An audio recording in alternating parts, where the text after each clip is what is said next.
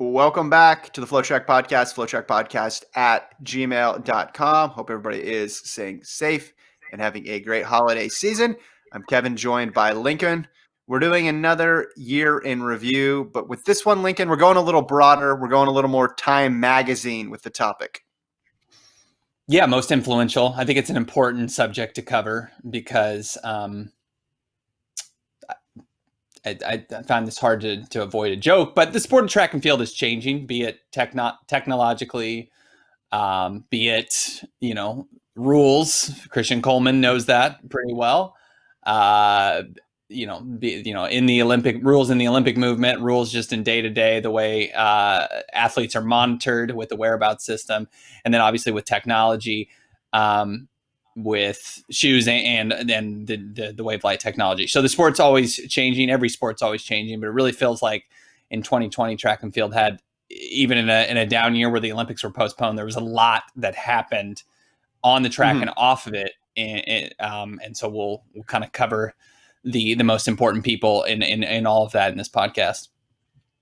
Yeah, and the goal, again, I guess you could say, if you tried to tell the story of 2020, you could do it through these people. And I try to keep it to people, not like whole groups and whole teams, although I did have some additions in there late, some more so than others. But that was the goal. We're not going to go in any particular order. We're not going to rank them and say this person was the most influential and this person was the least most influential or anything like that. Okay. They're all important. Let's just say they're all important. If we're talking about least influential, we want to do a list.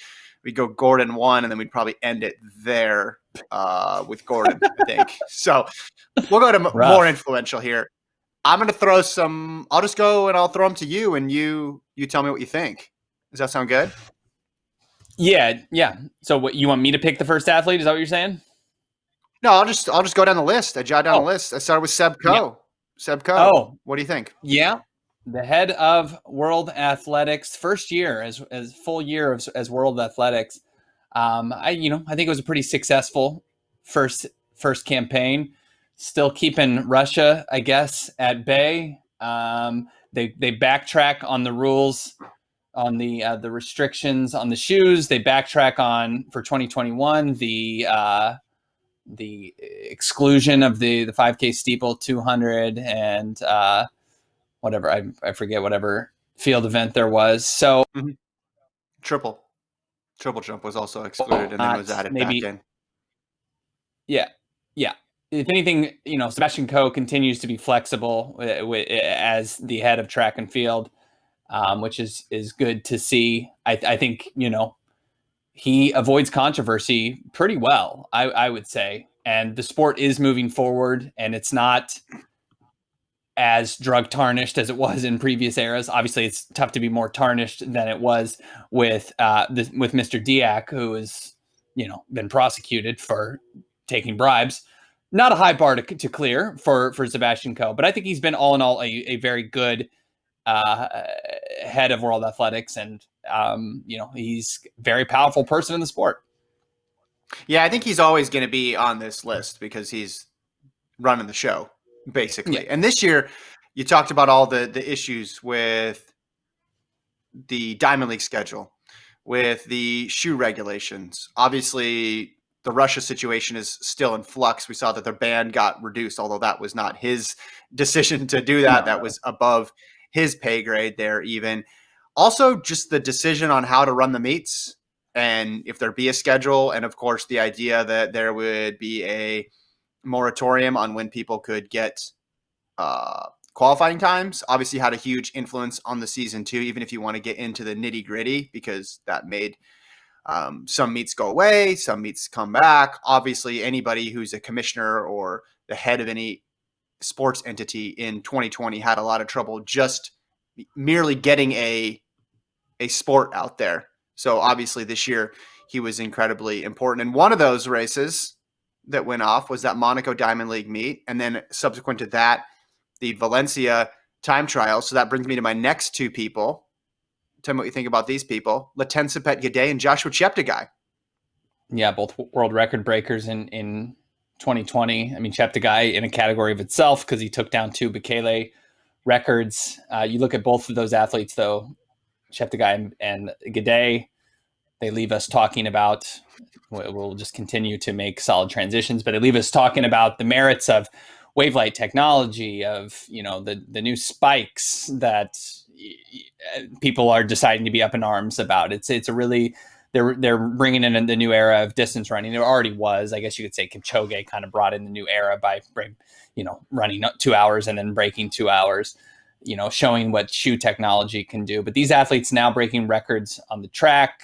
It's discussing the new eras of distance running, how the time, what is fast has been recalibrated after kind of this period, for both the men and the women in the 5K, where we went over a decade without breaking a world record. And then all of a sudden, both of them are smashed. And then we're kind of forced to think, wait a second, what has happened? Do we blame it on the shoes? Do we blame it on the technology? And these athletes are the ones who are doing it, and they're kind of left in the middle. So regardless of what you think of these athletes, they're fantastic runners, and they will, I think, always be synonymous with this new era of wave light and shoe technology. Mm-hmm. Yeah, and they intersected with both those big issues. Even if they broke the world records and there was no controversy that was attached to it, we'd still include them on the list, because when you take names like Dababa and Bekele off the all-time list, you're gonna have to be among the most important people of the year.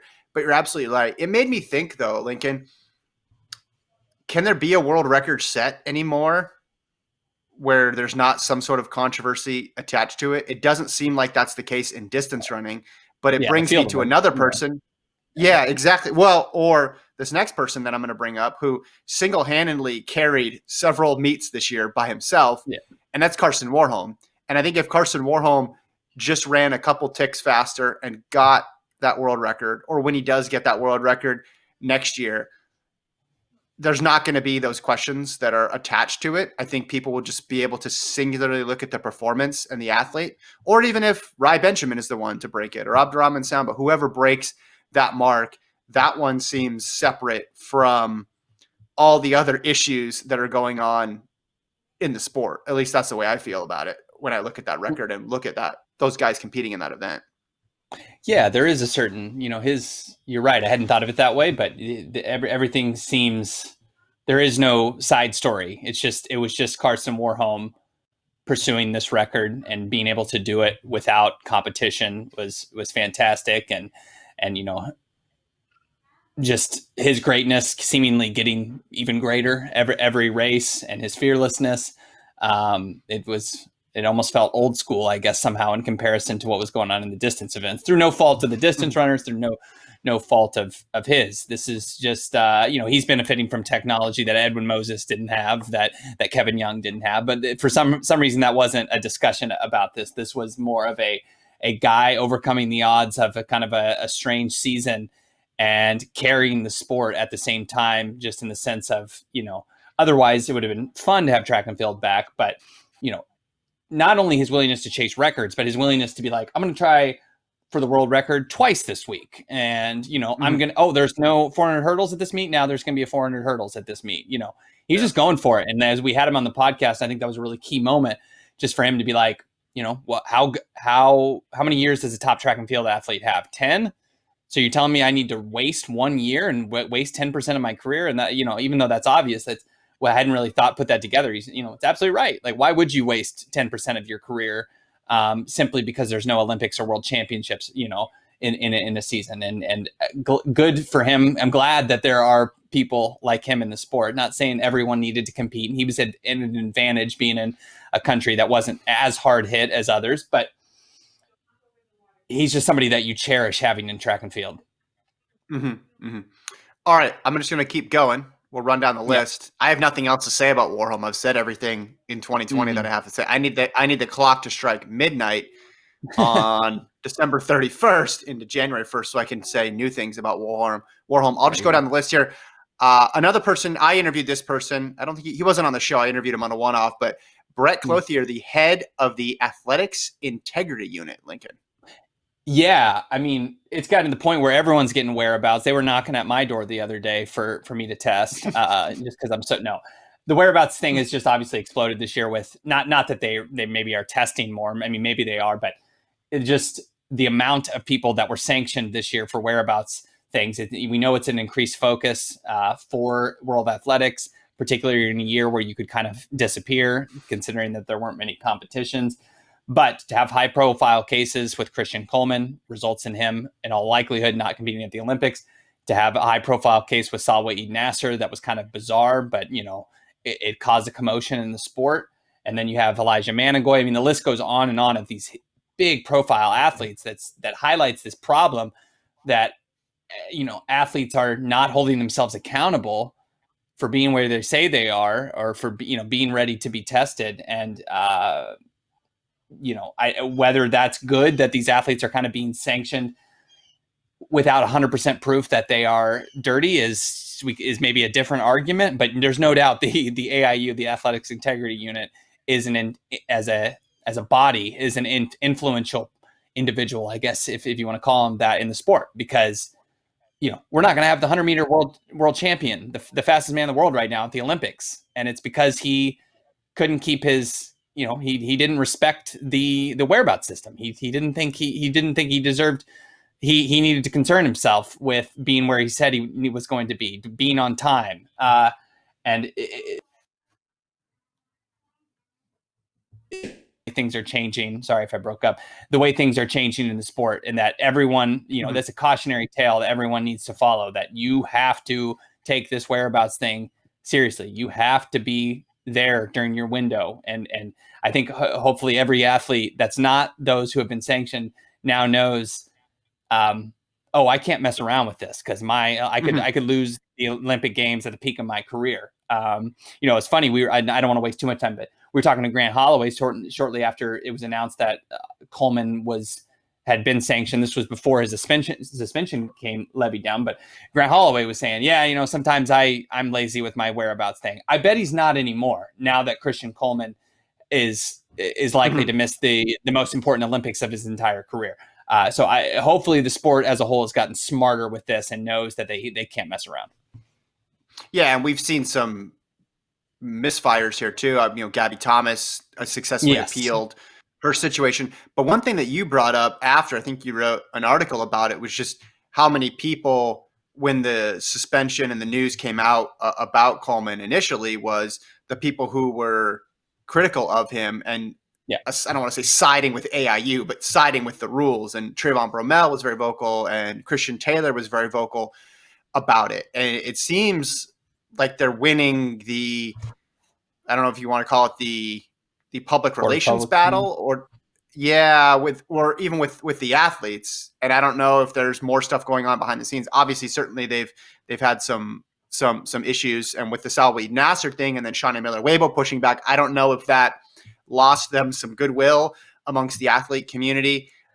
It's tough to tell here. And the AIU obviously is one body, and there's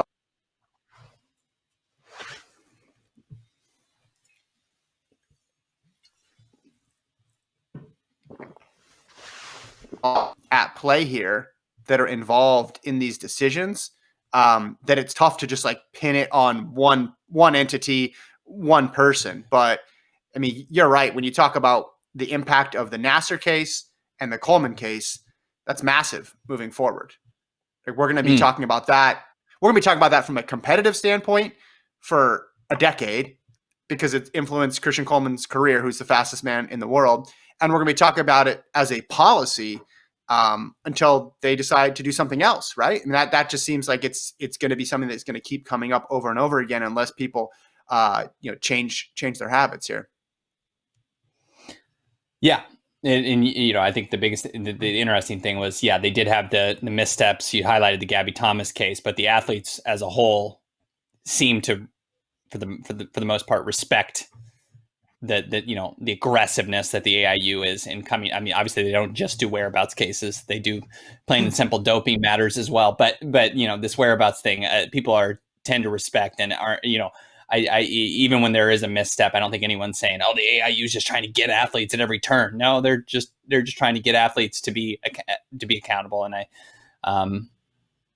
we now know what happens when they're not. You can lose your big parts of your career. So absolutely influential. Next up, you ready for the next one? I hope so. Elfried Kiers. Elfried Who? Kiers.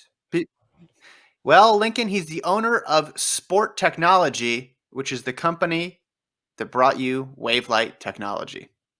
Mm. Alfred Kiers. Alfred. I mean, give him. Is he now the most famous Alfred in the world? Has he surpassed Alfred Payton, former NBA player? I don't know, but certainly he's the most 21st century Alfred probably out there. Yeah, I mean, the wave light technologies, I'm very interested to see how much bigger of their presence will be in this next year. Is it going to be at every Diamond League meet in the distance races? Mm-hmm. Are they going to drum it up for? I don't know. Why not just test it out more? Why not if and as Mm-hmm. long as the athletes don't say no, why not just, I don't know, in the 8, let's dial this up to 140-91 and just see it. And maybe it'll make some races feel like failures when they shouldn't be, but it does. I'm of two opinions, because it makes it, I think, it more interesting to watch, but I do also think it makes it easier for the athletes to break records. And whether that's a good thing or a bad thing is to be determined. Um, but I understand the controversy surrounding it, because I agree with Helen Obiri. We're kindred spirits a little bit. Not to the level that she is. I don't think it's like a doping mechanism, but you know, uh, it does help at distance athletes in their pacing and pursuit of records, and I can understand why some people are upset on it. But it certainly changed the fan experience, which is, I think, a positive thing. And although many people have not heard of Alfred, like myself, until just now, you can't deny that this is just the start. We're going to start to see, I think, a ton more of this as World Athletics. We know that the thing is, how can we make track, even if it's a shoot that's bound to go nowhere, they're trying to make it more watchable for people that aren't just invested 365 24/7, and perhaps the lights help with that in some regard, as a way to kind of keep score with history, Yeah. because if we watch intently, oh, like what you need to come through in 600 to be on pace for the 800 world record, but a layman doesn't. So they see it with the lights. Oh, that's suddenly much more interesting. So it Yeah. doesn't mean people are going to be breaking more world records, but the wave light technology changes the understanding for a lot of people of what track and field is all about. I mean, you see it already. You don't get it for the athletes, but in swimming, they put the bar out there while you're Mm-hmm. watching on TV. Obviously, there's not an actual thing for the swimmers. At least I don't think so. But when you watch the Mm-hmm. Olympics in swimming, you see, okay, they're ahead of the little the virtual bar that you see, and so you know that they're ahead or behind of world record pace. So that's what it does for the fans. We can argue the merits of what it does for the athletes, but certainly I think this is going to have a bigger presence going forward. Yeah, and we saw it in some minor meets, in terms of meets where there weren't world records at stake, of, oh, Yeah. this is the meet record line, or this is the European record, or we're going to have two different lines in here. I think it brought up that interesting tension between the benefits to spectators versus the status quo and the consistency in the sport. And I think it did so more than shoes did, because listen, shoes make you go faster, these super shoes.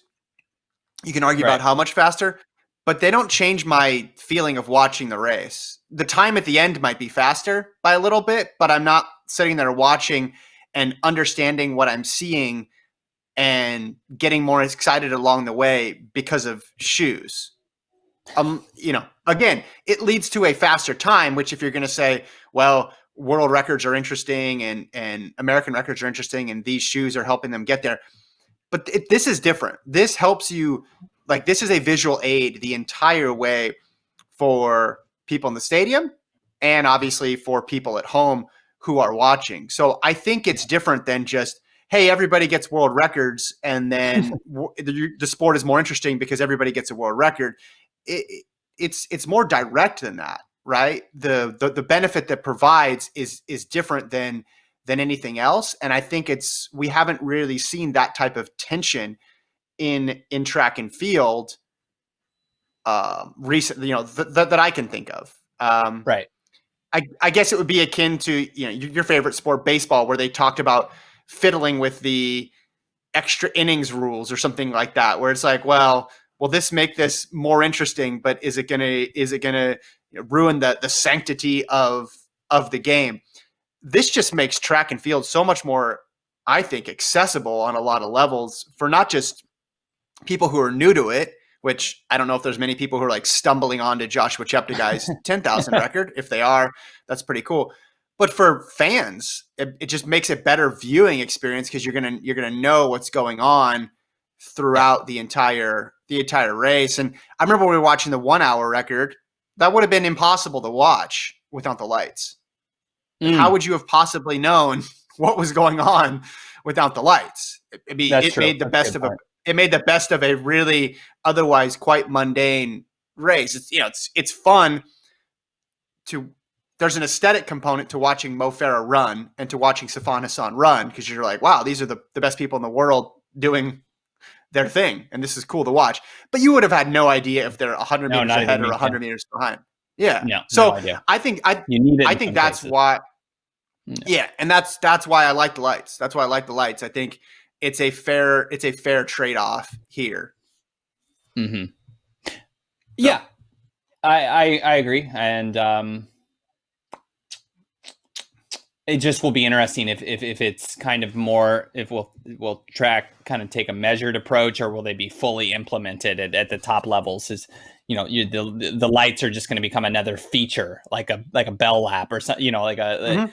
is it just like, obviously we're not going to see it at the college or the high school level anytime soon, but or ever, but at the professional level, at the highest, is every Diamond League meet going to have it? Is something that I'm curious to see. It can't be a cheap thing to implement, but uh, Mm. the way they've rolled it out, it really seems like it's gunning for a higher presence in the sport. So I'm excited to see. It's only going to get more controversial, but maybe if it supplants shoes as the Mhm. most controversial technological development, I can deal with that. I can blame lights over shoes more. I mean, that's fine.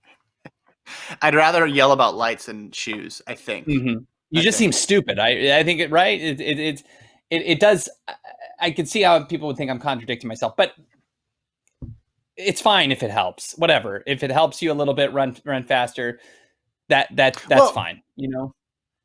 we had an emailer to the other podcast I do when we were discussing this, and he said, "Well, okay, what if the goal is just to keep them on pace, correct? Like that's the goal. You're giving them real time information about where they're at. Yep. What about if Joshua Cheptegei's coach was spaced out he had coaches or people helping him every 200 meters yell out splits, and you're like, okay, well that's pretty common. Okay, well, what about every 100 meters they're yelling out splits? Okay, well, what about every 50 meters they're yelling out splits? Okay, what about every 25 meters they have a whole crew of people who are telling him right where he needs to be? I mean, in essence, that's accomplishing the same thing. I mean, he's not chasing a light around the track, but they're giving him, what's that?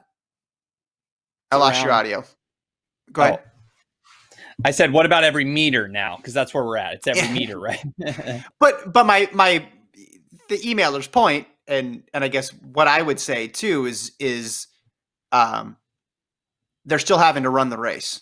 They're still having to complete the race. And I just think on the back end um of a 5,000 or a 10,000, those last couple laps, it may look like the light's pulling you along, but I think you could. We've seen plenty of people fall off of rabbits late into pacing efforts to know how hard it is. And I don't know. I like it.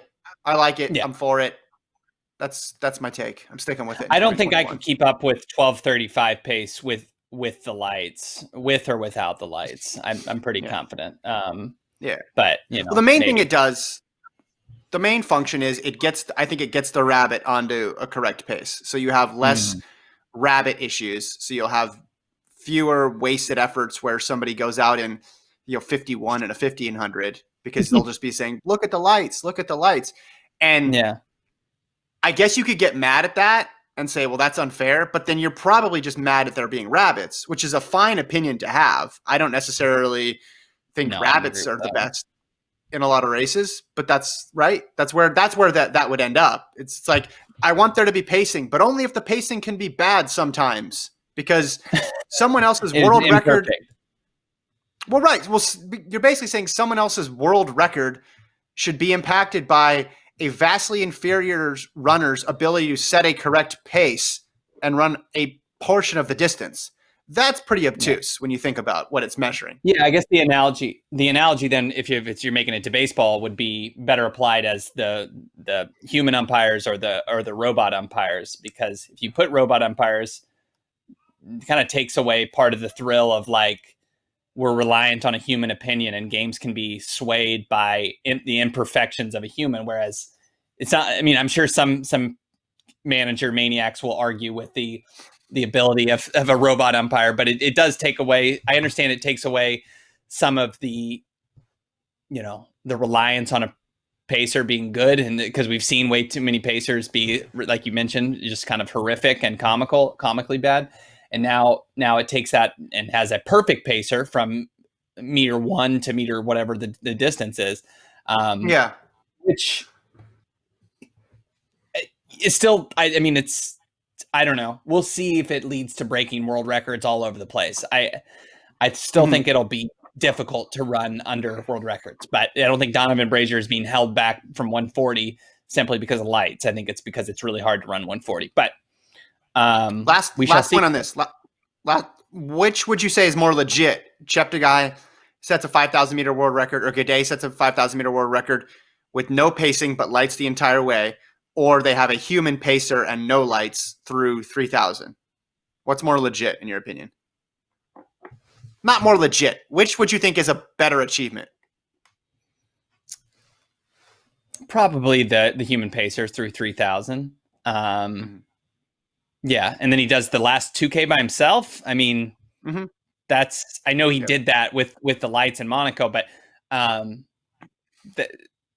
don't know. But maybe that's just me just being like a little old school. It's as I sit right here at the end of 2020, whereas that's been the previous model for generations. That seems more legitimate, but also you do have to consider it's tough to run up front by yourself, even with the lights, for the entire 5,000. So I still think I would lean towards the old model, but I could hear the argument otherwise. All right, next person who joined us this year on the show, Russell Dinkins. Russell Dinkins. Yeah, I think without him, there definitely you have an argument that not that he's single-handedly saving programs, but he's done more than any other person for men's track and field programs in the United States, making an argument that this is a damage to diversity on the campus and is harming athletic and academic opportunities for minorities in this country. And he's gone, he's put his money where his mouth is, right? By going on campus, by being influential in schools he had no previous involvement, be it, Brown, be it Minnesota, now Clemson. He was influential, I think, in the William and Mary case. There are other ones that he's been involved in. He's not getting, ostensibly, he's not getting paid for this, right? I mean, there's no money to go around to save track and field programs, but just out of the sheer, kindness of his heart and just having a passion for it, this guy has implanted himself and has been a leader in doing this. And I certainly think is,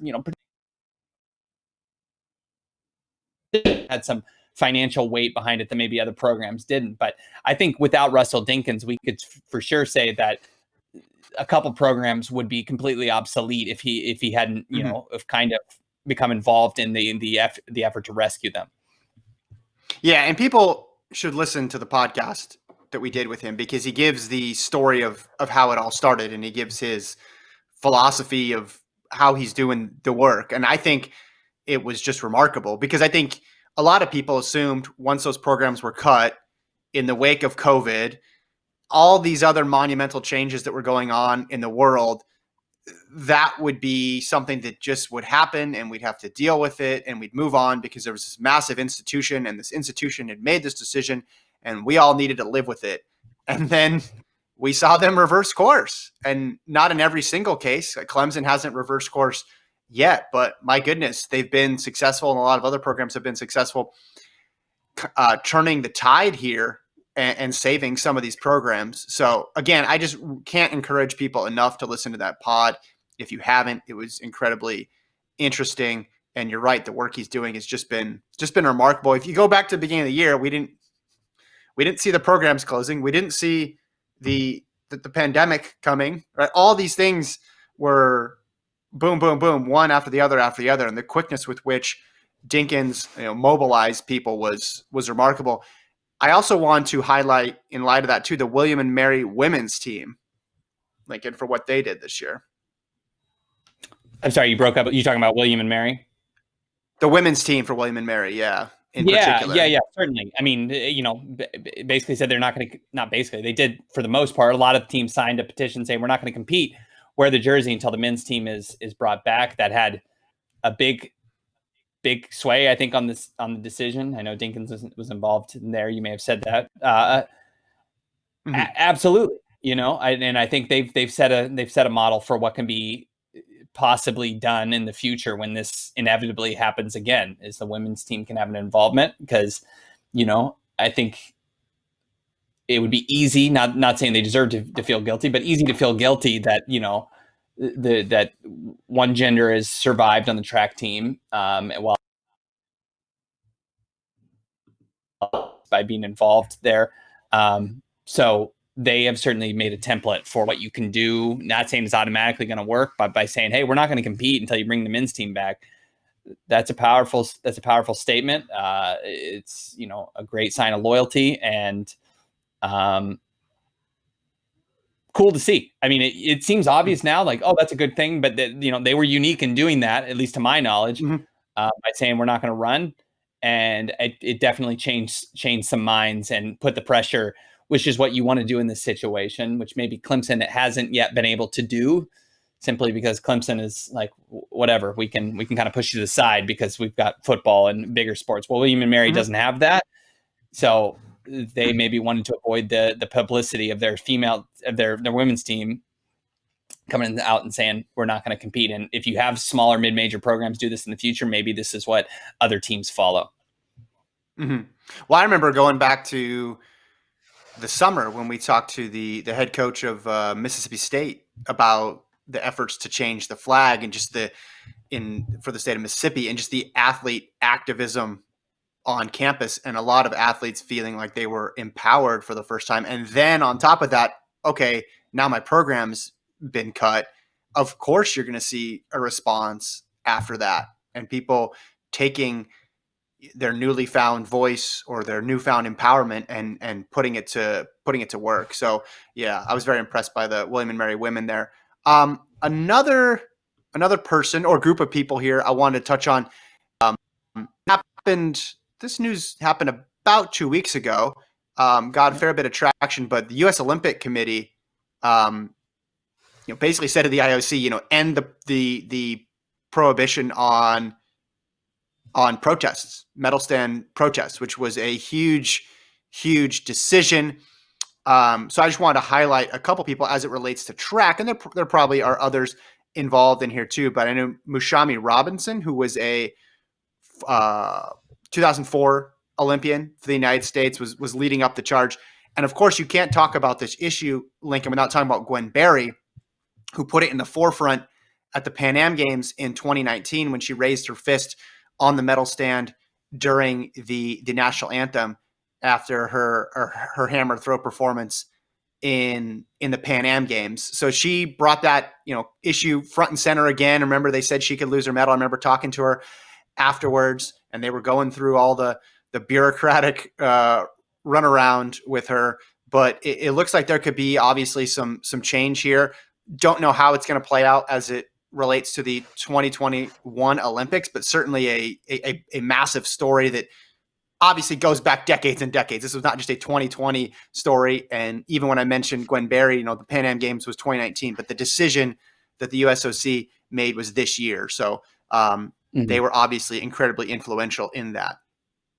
Yeah, it's almost a shame that these athletes, former athlete in Robinson and then Gwen Berry, they had to continue to advocate for this, because the year we've had with peaceful protests, seeing how important they are culturally in making change in a democracy, when things are threatened, how important the voices of the people are, and how important it is for the powers that be to listen to them. It's a shame that they even had to go to this step to make it happen, but it's very, very thankful that they did. The right to kneel or do any type of protest, it should be a non-starter, non-question, for athletes. Not just in the U.S. but in other countries.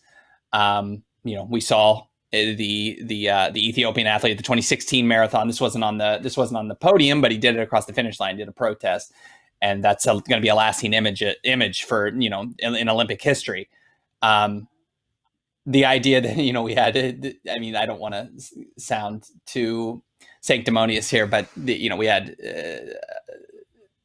Tommy Smith and John Carlos protesting all the way back in Mexico City, and then we're still talking about, should this be allowed at the Olympics? And it takes the USOC making a statement. It's not the IOC yet, but it's crazy. But you have to have, still yet to this day, you still have to have individuals willing to put their neck out there, like Barry, like Robinson, to say, no, this is very important, to a very important part of being a human being. And just because we're athletes and we're trying to keep politics out of that, you can't, for generations, we've shown that politics are involved. Human rights, if human rights are politics, if you want to define it as such, then we're going to bring politics into the Olympic Games and into other realms of Olympic sports. And it's a shame that the IOC is still trying to hold on to this, but a big step with what's happened with the USOC. Well, and a lot of what they did was highlight the hypocrisy. Tommy Smith and John Carlos were not greeted as heroes when they did it in '68, and then now they're receiving these awards, and people are saying, well, wait, how can you champion what they did in 1968, but say what we're doing right now in 2020 is too far, right? That's hypocritical. We're trying to carry the torch there for them. So you're right. Something to watch for in 2021, see how the IOC responds. Let's keep it moving here. This one, I picked a group of people here. The women of the Bowerman Track Club, Lincoln, as influential in 2020.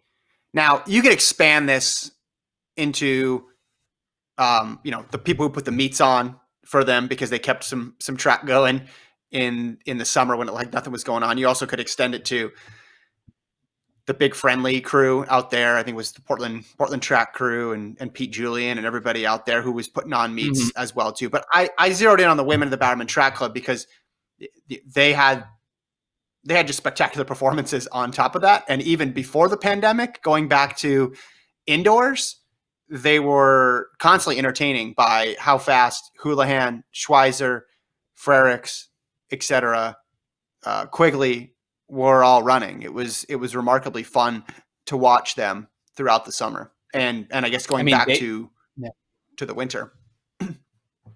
Yeah, they make up a big chunk of why we're excited about women's distance running in the U.S., particularly obviously on the track. I mean, when you talk about Houlihan, Schweizer, Quigley, Frerichs, the list goes on and on and on, and they continue to develop new talent. But yeah, them putting on meets, kind of the doldrums of the summer, when it had been a few months into the pandemic and track and field was pretty well dead at that point. They kind of elevated it on the U.S., showed it was possible, and ran really fast in the middle of doing so. So certainly in the U.S. particularly, they were a huge part of the 2020 track season. And, they hold the most power as a women's team. You get in that, everyone wants to be a part, I think, of Bowerman Track Club. I think you'd be lying to yourself if you said you wouldn't.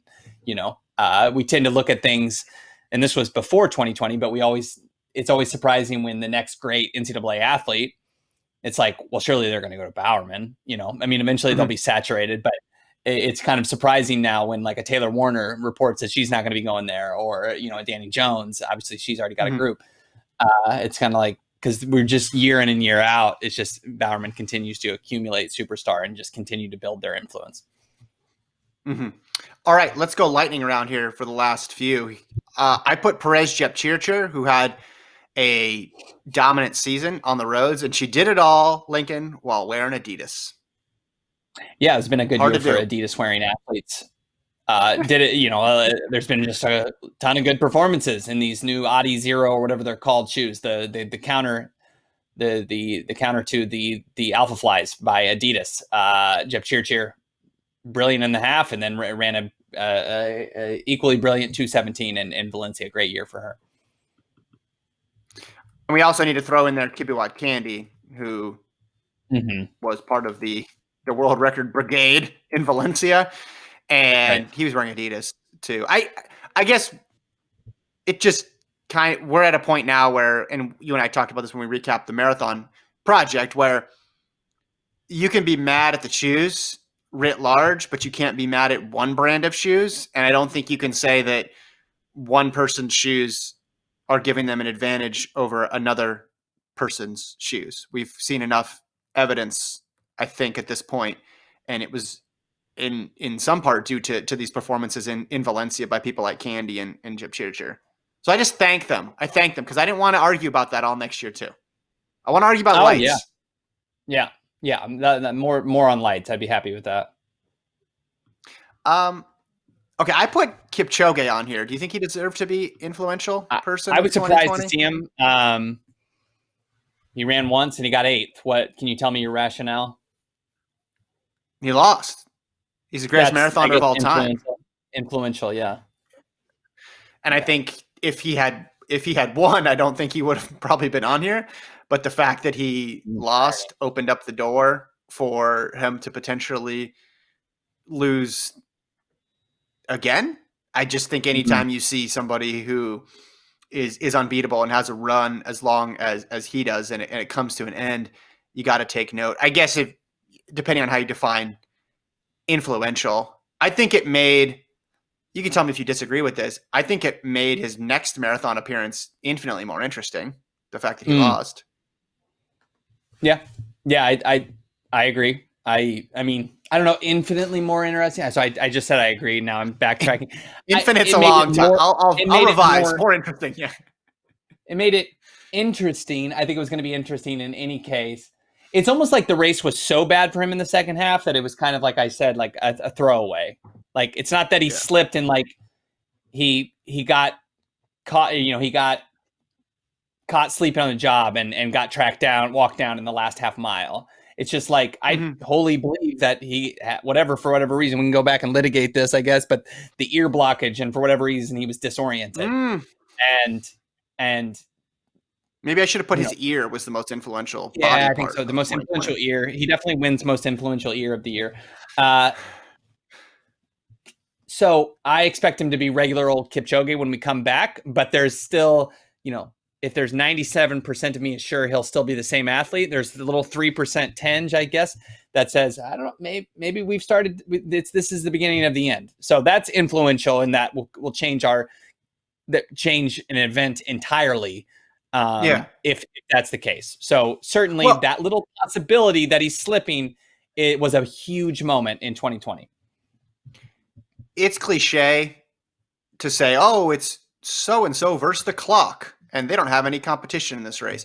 But that was the case for Kipchoge for the last couple years. So much so that they had to create almost an entirely separate event for him to compete in because he ran out of competition with his contemporaries and had to compete not just against the past because he had beaten everybody from the past, but he was, in essence, waging a battle with the future by being the first person to break 2 hours and try to put that mark out as far as he could. And then this went on and on and on. So it got to the point where he was in the race and it's not enough for him to win. And it wasn't particularly interesting if he won in 2:03 or 2:04. Now he kept running these spectacular times. So that part was interesting. But now I think the pendulum has swung back the other way because he lost. Just seeing him win is like, okay, now he's back on top. Doesn't matter if he wins by 5 seconds. Doesn't matter if he wins by 5 minutes. Him just getting back to the top, even if it's in a slower time, is noteworthy. And I think almost we had gone so far in the other direction of him needing to be otherworldly so much that it got it became commonplace when it shouldn't have, and now we're back into the normal spot, which is going to be fun. Do you think he lost on purpose? Is that basically what you're saying? No, I'm just kidding. I think he didn't want the expectations anymore on him. I think it makes it, because look, if we look at this objectively, was he going to keep raising the bar, do you think? I think we were getting to the end of what he could do with all the advances. Right. Exactly. So at that point, it's almost like Bolt. Okay, the only thing he can do is run faster than 958 or 1919. Well, you don't leave yourself anywhere to go because just winning isn't enough. But then if you lose, or if we go back to 2015 when Justin Gatlin was outperforming him throughout the year, then he goes and wins, takes your breath away again. Oh, he got it back. And I think that's where we're at with Kipchoge. 2021 Kipchoge is going to be, I guess, 2015 Bolt or 2016 Bolt, around that era, where the times aren't going to be the same, but just him getting the win and adding another gold medal, adding another major victory to his resume, just builds his legacy in a way that's without equal. Mm-hmm. And perhaps just like Bolt, he needs to go back to Berlin to get right. That seems to be the recipe for both men to be on top of their game. Okay. I'll just throw these last three athletes out there. Mondo, Ryan Krauser, Bridget Kosgei. Yeah, no arguments there. Ryan Krauser throws 22.5 every competition, basically, which is just absurd. Mondo Duplantis broke the world record, you could say 3 times, although World Athletics will say twice. Now every expectation is that he's always going to jump over 6'10", which is crazy. Other people don't do that.